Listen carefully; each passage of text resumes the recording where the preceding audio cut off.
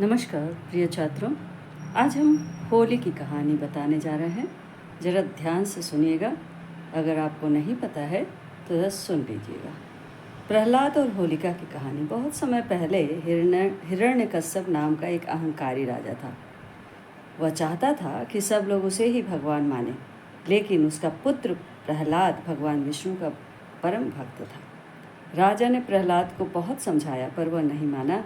तब राजा ने उसे मारने की योजना बनाई। उसने अपनी बहन होलिका को बुलाया, जिसे अग्नि में न जलने का वरदान था।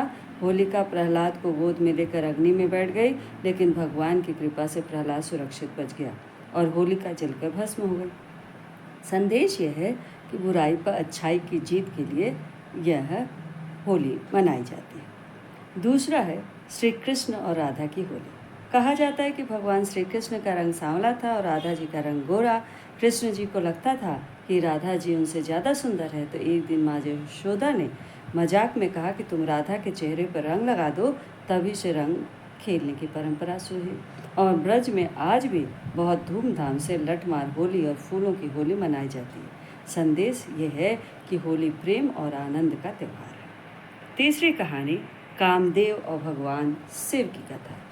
एक बार भगवान शिव गहरे ध्यान में थे। देवताओं ने कामदेव से कहा कि वे शिव जी का ध्यान भंग करें। कामदेव ने पुष्प बाण चलाया। इससे शिव जी क्रोधित हो गए और उन्होंने अपनी तीसरी आंख खोल दी और कामदेव भस्म हो गए। बाद में रति के प्रार्थना करने पर शिव जी ने कामदेव को पुनर्जीवित किया और फिर उसी दिन से क्या है, होली की शुरुआत हुई। तो होली का संबंध प्रेम और नई शुरुआत से भी है।